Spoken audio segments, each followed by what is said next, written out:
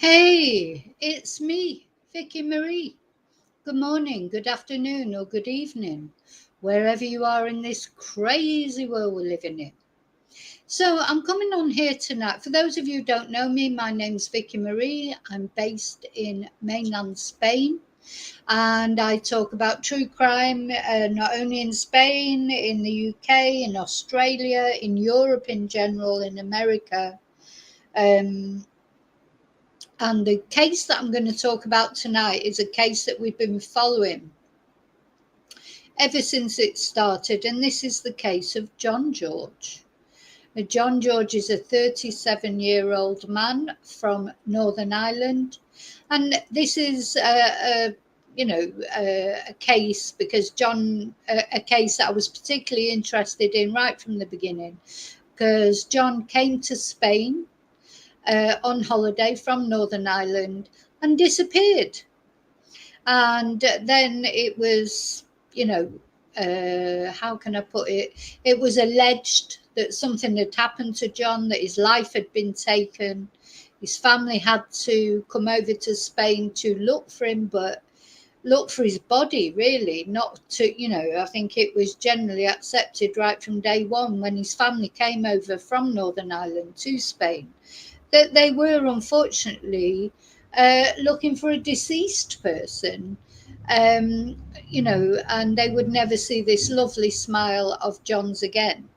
And that's the first thing I want to say before I start and just giving you this update is I'm so sorry for John's family. Whatever comes of this case, whatever it turns out in the end, the reason, if there was any reason for John being murdered. At the end of the day, he was murdered. He was brutally murdered. And John wasn't a saint. His family said that right from the beginning. He got involved in things maybe he shouldn't have got involved in. But nobody deserves the fate that John received. And, to me, I just think anyone who thinks that a member of their family cannot go down a wrong road, people do go down wrong roads and things do happen. And that doesn't take away from the pain, does it, for that family?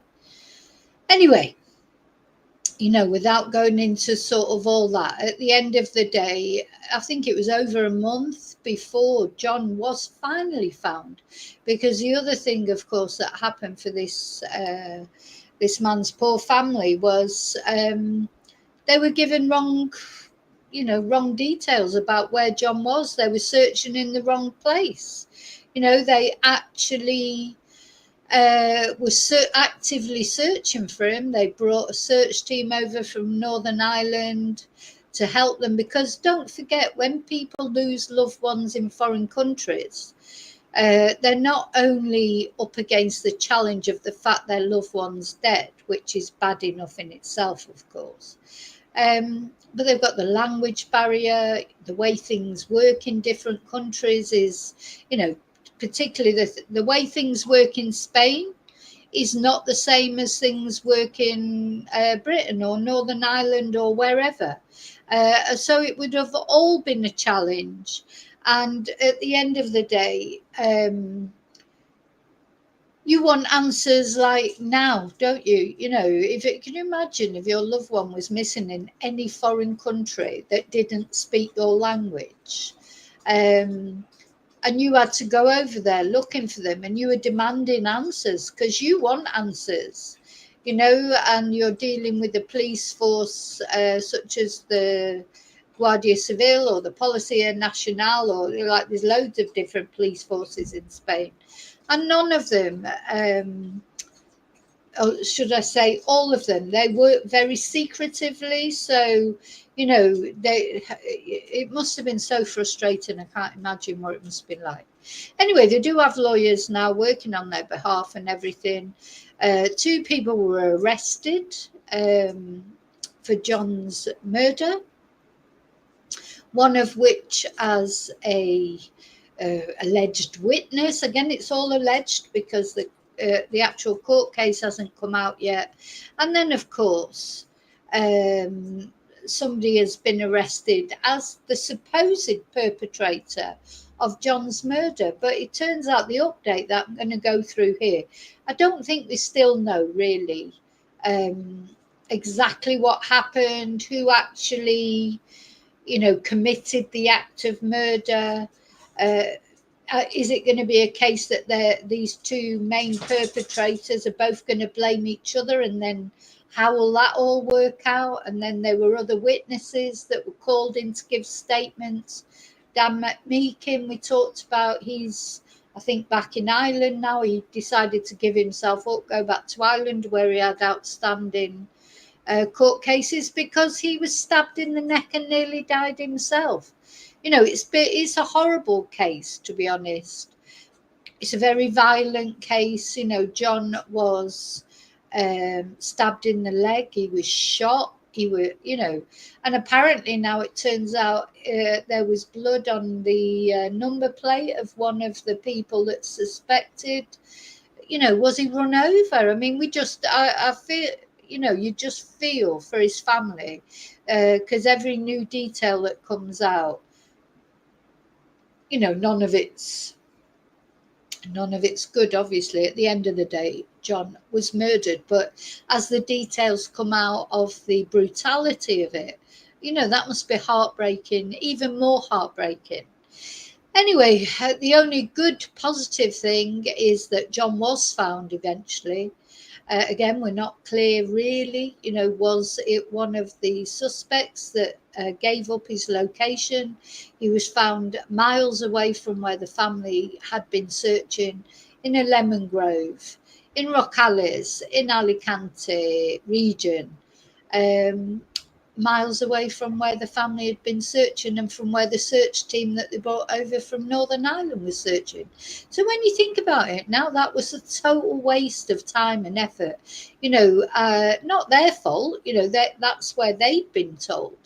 It's awful, isn't it? It's bad enough to murder someone, but then to lead the family and friends on a wild goose chase, just horrible. Anyway, their karma will be coming one way or another, whoever did it. So what happened was, one of the suspects, Michael Malley, who is a Czech citizen.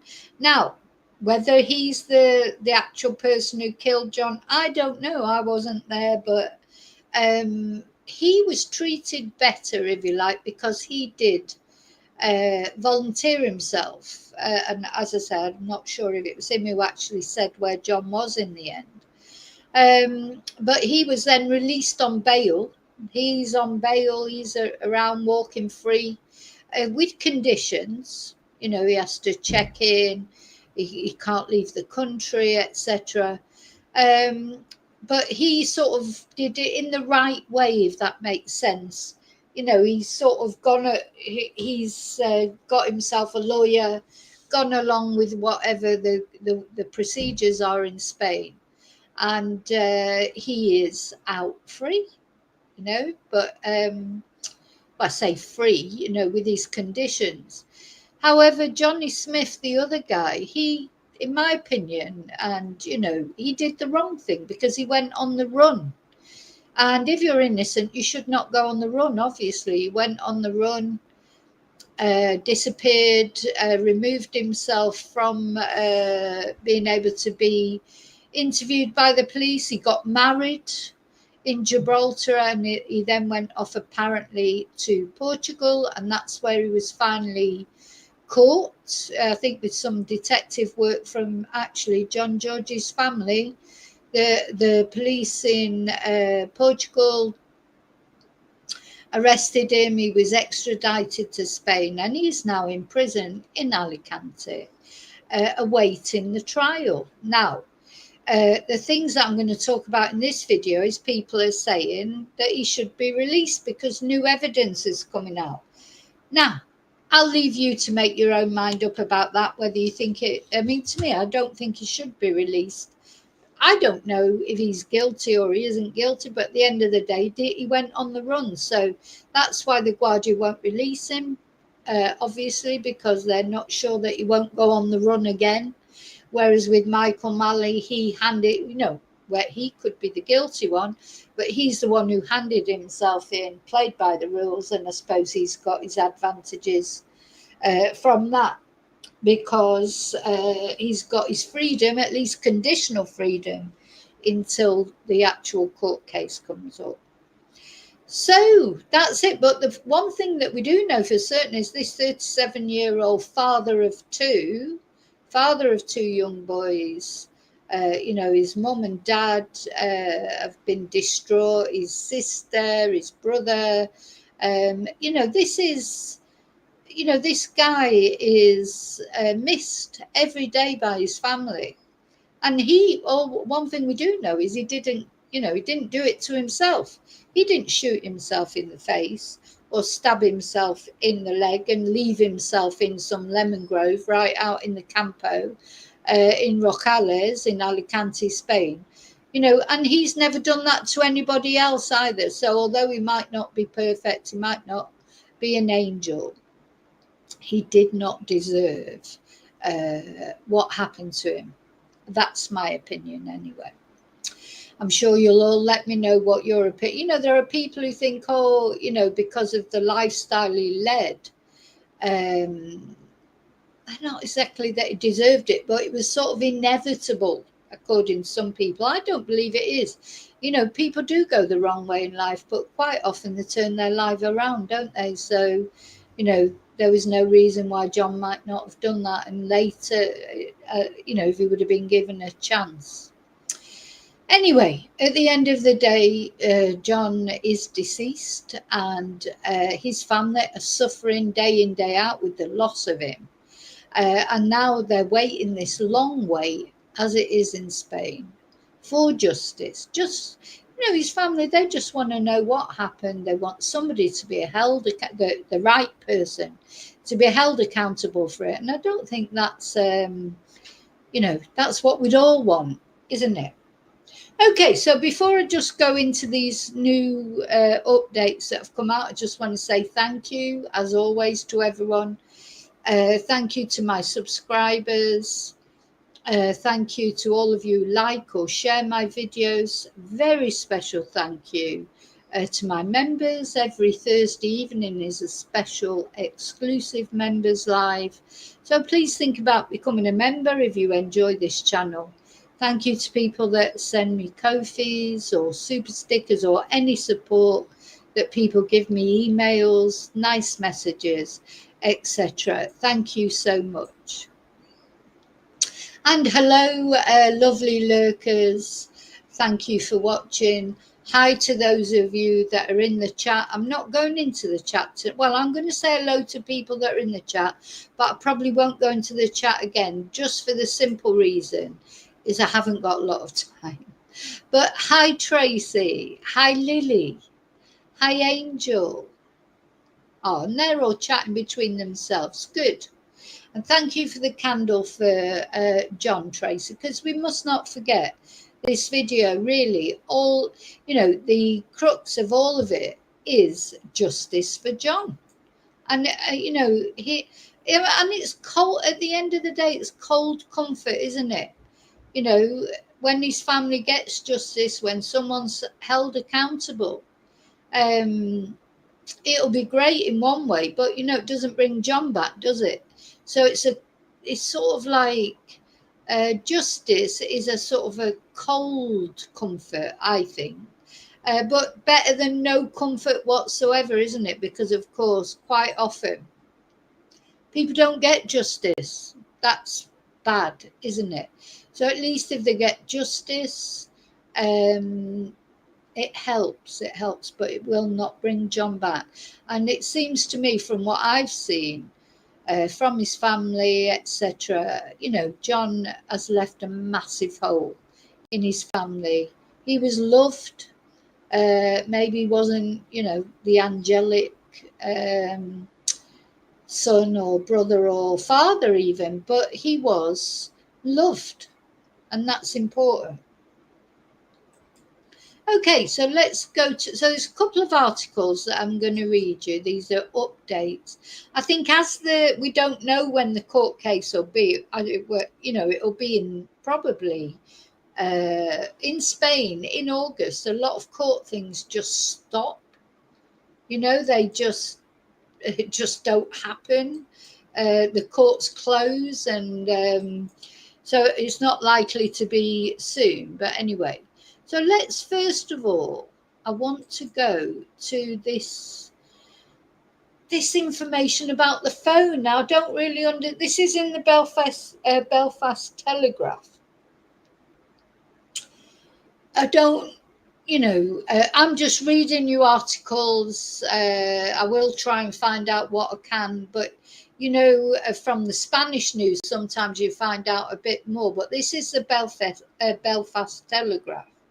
Concerns have been raised about the length of time it is taking the Northern Irish police to secure evidence from a phone believed to contain a treasure trove of information linked to the murder of West Belfast man John George in Spain last year. Oh, so by the way, all this happened just before Christmas in December. So poor John, his family and friends were over here in Spain looking for their son's body over the Christmas and New Year period. That's how they spent their Christmas and New Year. So apparently, according to Belfast Telegraph, the phone was handed over to the police 13 weeks ago and is currently with the PSNI's Digital Forensics Unit. And it's believed to belong to one of the killers of Mr. George. It was in the hands of a cyber criminal who had been offered payment to fully wipe not only the contents, but the digital footprint of the phone and all related location and social media data. So who do they mean by that? Who, when it says it was believed to belong to one of the killers of Mr. George, do they mean Michael Malley, or do they mean Johnny Smith? Anyway, after the significant payment promised to the criminal was not paid in full, they contacted the victim's family and offered to pass the phone on to them, and it was then given to the Northern Irish police. It is believed to contain horrific and graphic footage of the attack on Mr. George, a father of two. Let me just go to the next one. A father of two, and messages in the aftermath as the killers sought to cover up the murder with the help of others. The George family say they hope it will lead to charges being brought in this jurisdiction against people who aim to help cover up the killing. So it's like, oh my goodness. As I say, Michael Malley is free man at the moment, although he's on conditional bail. Johnny is in prison. Was it Johnny, or was it Michael, or were they all in it together? So I as I say, I just want to send my respect out to all John's family and love, because this will be difficult, because they're, how can I put it? They've been through enough already, haven't they? Really, a year of torment after they've lost, nearly a year of torment after losing John. And now all this, it's like, Anyway, Kevin Winters of KRW Law, who is representing the George family, said, "We've been liaising with the Irish police on the significance of the mobile phone data for some time now. We say This is highly significant and presents as a possible treasure trove of evidence implicating at least 2 other persons in Belfast with criminality. So it's interesting, isn't it? You know, it's hi Geordie. It's interesting. Who is it implicating? You know, I mean, Dan McMeekin is back in Belfast now, but you know, he says he had nothing to do with it, but he seemed to have know things about it. You know, it's a right mess, isn't it? The whole thing, and that's difficult for the family, I think. And then they said, we have made a case repeatedly to PSNI that they have jurisdiction to investigate despite the murder of John George taking place in Spain. Now, maybe they do have some jurisdiction, but really at the end of the day, they have to work with the Spanish police. You know, so I don't know if the Spanish police know about this phone or not. The recent authorization of a locally based Spanish lawyer to engage directly with the authorities gives us a much needed access to information in the criminal proceedings. Equally, it opens up a conduit for interfacing between the respective policing agencies, which in turn gives us leverage to have the phone data accessed. Well, someone's going to be able to access the phone data, surely. But do you know what? I've got to say, if anyone from the family is watching this, I'll give it to the Spanish police, let them sort it. They're good at what they do. You know, I know there's a language barrier. That's the problem, I think. But, you know, I would definitely trust them with this kind of thing. Mr. George, who was known to police, had travelled to Spain last December for a holiday but disappeared days later. His family launched a high-profile social media campaign and travelled to the Costa Blanca to search for him, but within days the missing person appeal became a murder investigation. And his body was finally found by Spanish police on January the 7th in a remote lemon grove. He had been stabbed and shot in the chest and face. 2 people have been arrested and questioned. Michael Malley from the Czech Republic, who was living in Spain, is currently on bail, and he's on bail because he cooperated. Johnny Smith from Newton Abbey, who was also residing in Spain, remains in custody. And that is because he went on the run. That's why they're not going to let him. I mean, you know, it's not rocket science. If someone goes on the run and tries to evade capture, you're not going to let them out again. Smith was extradited after being arrested in Braga, Portugal on March 25th. So he had gone on the run in the days after the murder and was living in a rented apartment with his partner Madison, who of course is now his wife, in the city where he was tracked down by Billy George, the father of the victim, who reported his location to local police and considered a flight risk. He has been held on remand in Spanish prison since his extradition. And in Spanish law, defendants are not charged with the offence they are suspected of until the first day of trial, which we don't know when the trial is yet. So, the Belfast Telegraph understands there are 1,300 pages of evidence currently before the court in Alicante linked to the suspects. No trial date has been set, but in April, the Spanish police said they had concluded the investigation and were not seeking anyone else in connection with the murder. And a spokesperson for the Civil Guard in Alicante said they had completed the investigation into the disappearance of Mr. George. Now, I don't even know how true all that is, you know, unless you actually spoke to the Guardia themselves. You know, I'd take everything with a pinch of salt, to be honest. So they said they'd found his body in Rocales after an intensive search of the area where they suspected the crime may have occurred. You know, I think you can never underestimate the Spanish police. I do think there's a little bit of, oh, you can't trust the Spanish police. If I had to choose, I would definitely choose the Spanish police every time. Before this discovery, officers had already identified 2 suspects in the murder. One of them was arrested the same day the body was discovered. That was Michael Malley. And they added that Mr. George was in the company of 2 people who became the main suspects in his disappearance.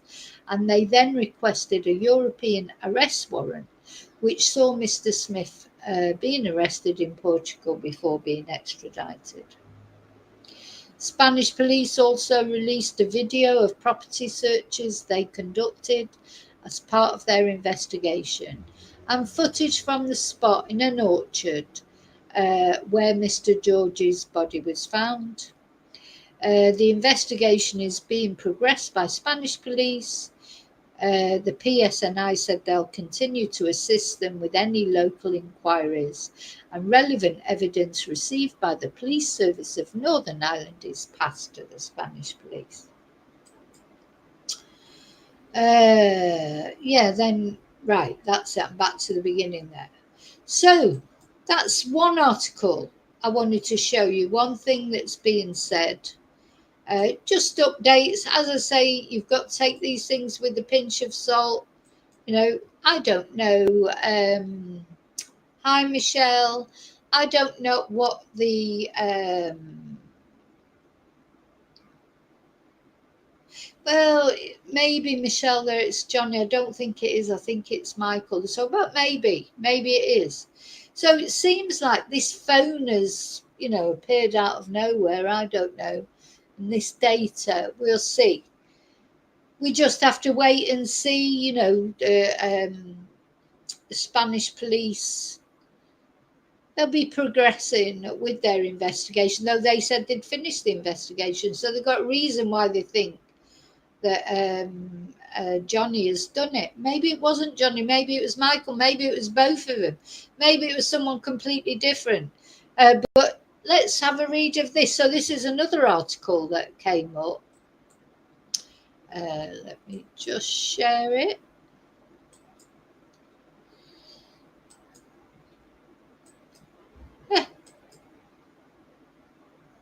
So there's Michael Malley there when he was being arrested there, taken to the court to give his statement, and he was then released, wasn't he? He was released on bail. So whatever he told the judge, they seemed happy to release him on bail.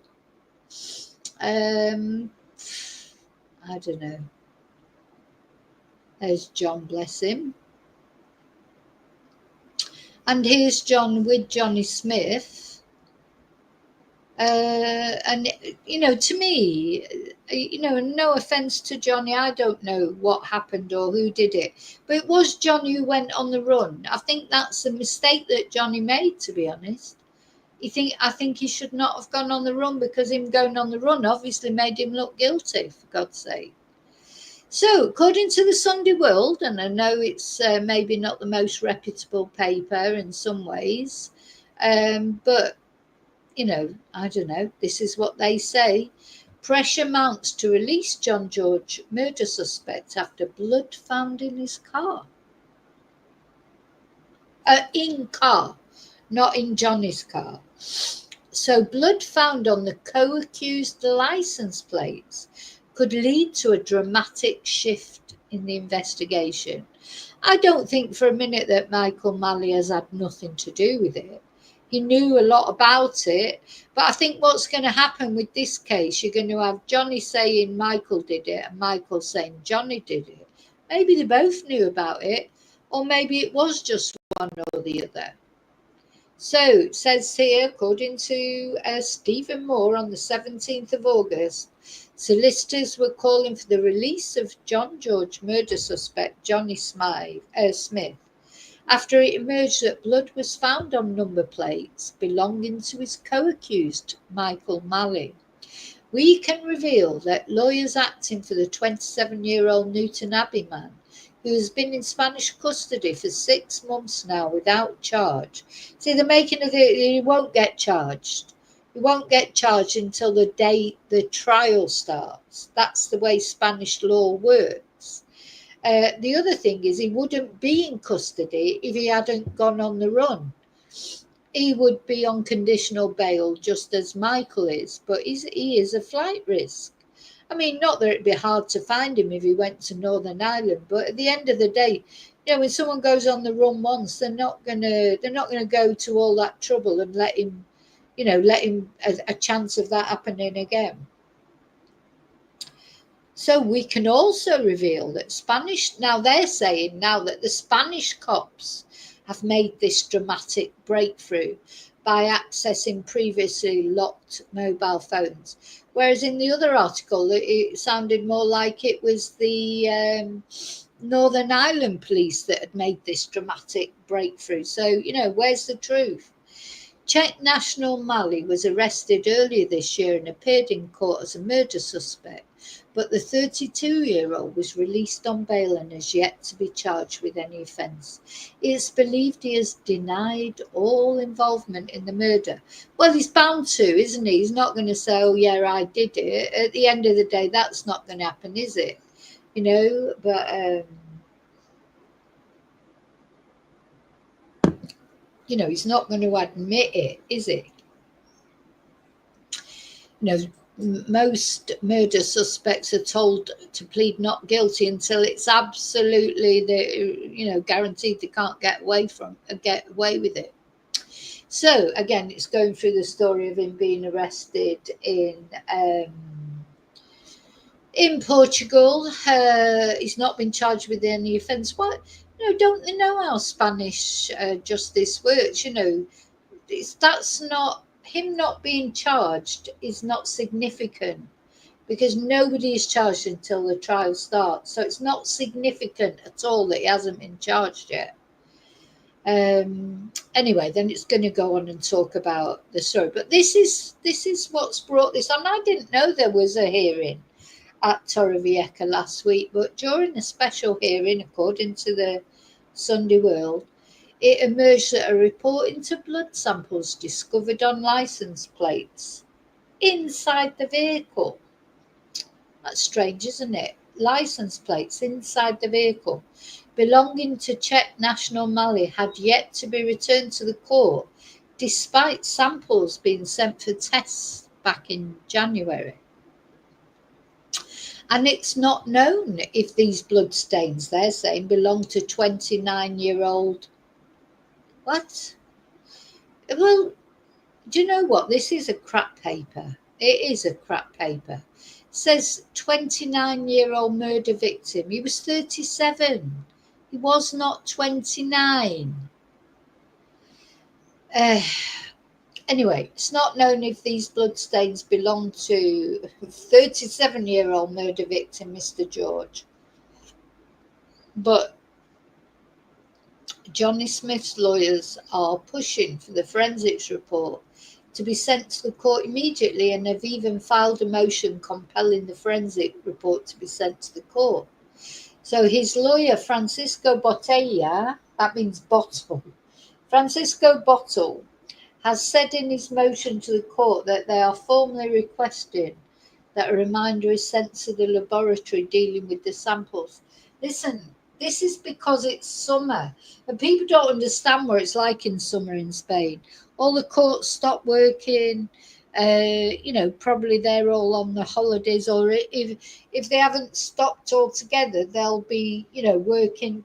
This is when people have their holidays. That's how it is. July, there'll be a little bit goes on, but August, you're lucky if anything gets done. And he says in that motion, if the blood samples turn out to belong to John George, it could constitute a dramatic shift in the investigation. And if it's understood, should that be the case, it could be hugely beneficial to his client, Johnny Smith. Well, I'm sorry, like the Guardia, the Spanish police, they're not stupid.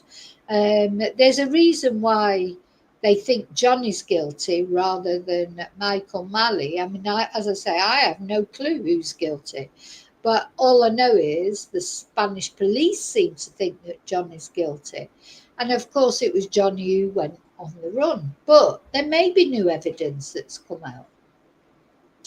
Because it says here, the Sunday World can also reveal Spanish police were able to access 3 phones belonging to Mali, which until now had been locked, with Mali claiming he could not remember the passcodes necessary for opening them. Yeah, there he is. He used to be in the Foreign Legion, didn't he, Michael Malley? That's what they were saying about him. He was in the Foreign Legion. He certainly, he had a lot of arms, and he's not a saint. So apparently he had 3 phones seized when his house was raided by police during his arrest, but he's always said he couldn't remember the PIN numbers. And that changed in court last week when he was being questioned, according to this newspaper. That changed in court last week when he was being questioned by Johnny Smith's solicitor. When it was said that the phones in question were iPhones, it was made clear that those phones have facial recognition, and from that the phones were held up to Michael Malley's face with his agreement, and the phones can now be accessed. Well, I mean, what? Because if he gave his agreement, then he's not likely to be worried what's on the phones, is he? Anyway, and the team supporting Smith are becoming increasingly frustrated that he remains in jail without charge. Oh God, this is a complete load of cojones, isn't it? Yes, he's in jail without charge because he went on the run. Malley's on bail because he didn't go on the run. He went and sort of faced the music. So they're pushing for Smith to either be charged or released on bail. Well, good luck with that. The Guardia aren't going to listen to any solicitor trying to put pressure on them. They'll just do... The thing is in Spain as well, because it'll be the judge who decides it, to be fair, not the police. So the judge decides everything. So they may be lucky one day and get the judge to agree to him having bail. Personally, I don't think that'll happen just because of the fact of him going on the run, but I don't know. And they think that this could prove to be decisive in getting him released. Interesting. So the motion filed by his legal team states the Civil Guard report includes a forensic laboratory report, which following the discovery of bloodstains on the license plates found inside the vehicle, the samples were sent to the Secrin Biology Department and for DNA profiling in comparison with the known DNA of the victim, John Joseph Hardy. But it hasn't come back yet. But if it's confirmed that is his blood, it would constitute a drastic shift in the procedural situation. We'll see. So there's Johnny in happier times. Yeah. So I still think it's strange that he went on the run, and there he is, of course, with Madison, who is now married. She's only 19 years old, bless her, or she was. She may have turned 20 now.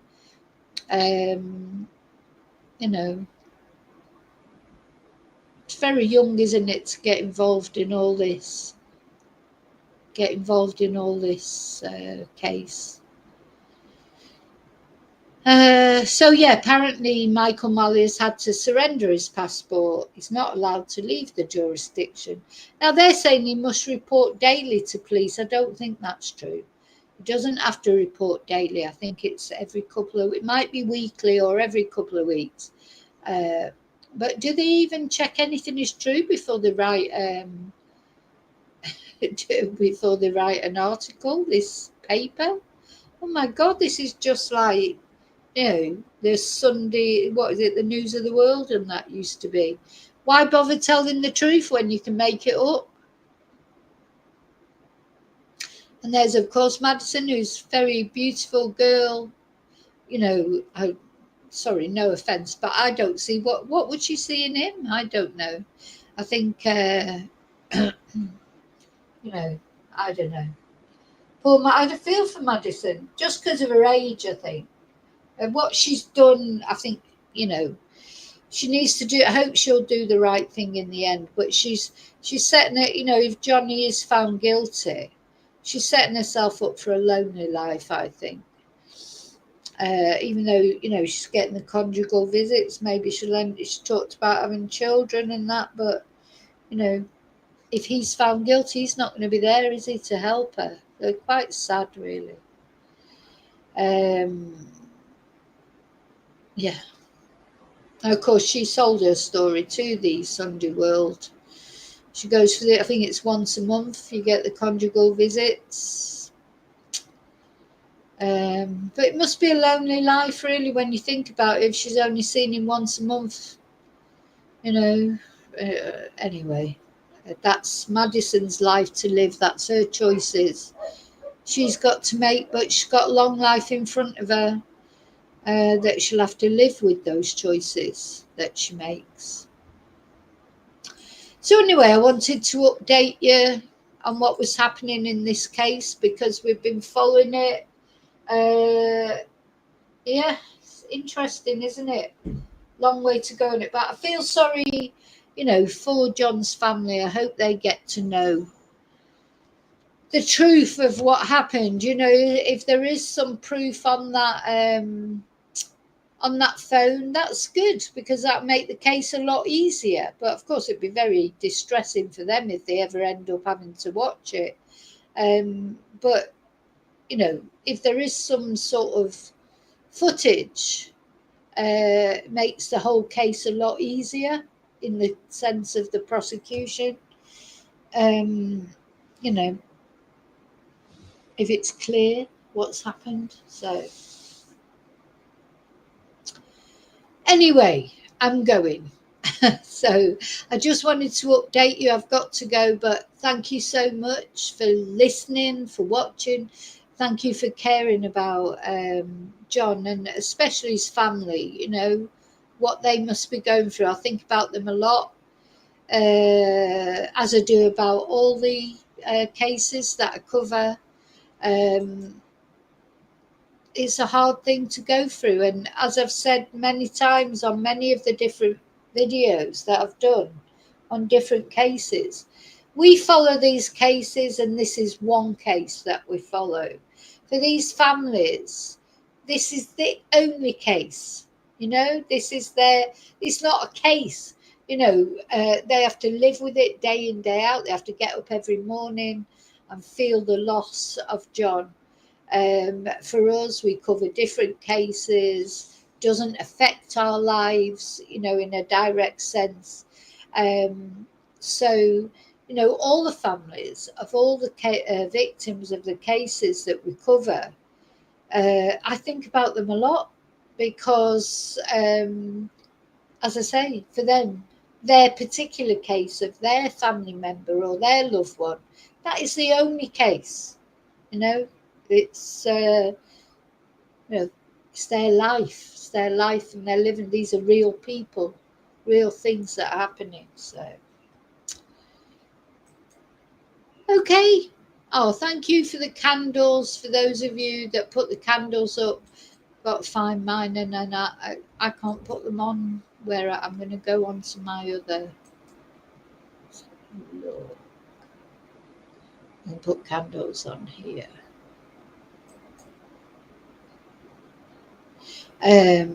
Yeah, do it on there. Where's my candle? You know, love and candles not only for John but for his friends and family, especially his sort of mum and dad, his sister, brother, etc., and his boys. You know, let's hope it all, one way or another, in the end it'll be a mess and it'll take quite a long time, I think, but eventually there will be justice for John, I'm sure. So thank you for watching. I'll see you really soon in the next video. And until then, may your God go with you. Bye.